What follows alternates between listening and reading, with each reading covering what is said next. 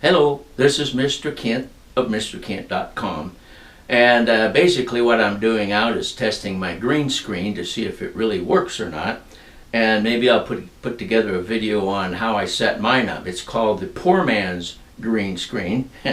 But anyway, what I want to do while I'm testing it out is show you some things that I think probably every drone flyer should understand, okay?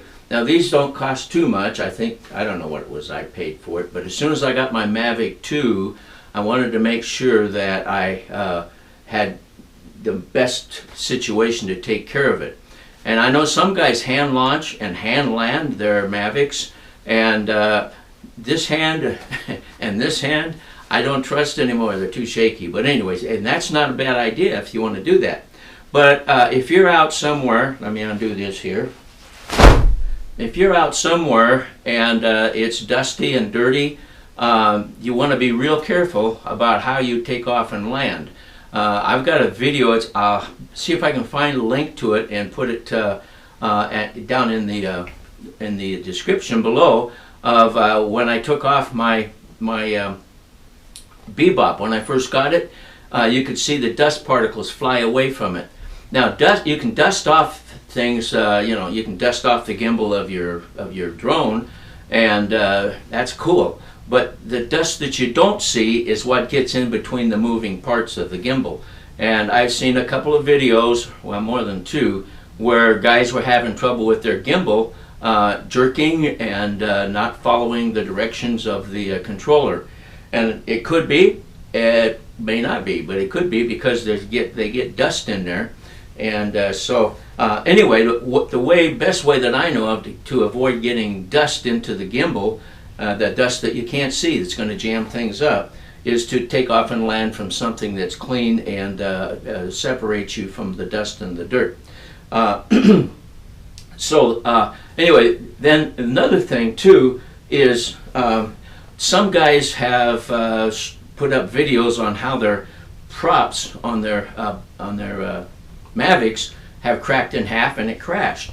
And I know when I was doing some stuff with my candy drop thing, it was hard to land, and I know my props hit the pegs that go through these holes. So what I do, see if I can do this without having to take too long. What I do is I use chain as a weight, and it lays flat, and you can't hit it with your props. And not only that, but get it to where it belongs here. Not only that, but when you use chain, like for instance, try to put a peg into the sand at the beach and see if you can make it work. When you use chain, you don't have to worry about putting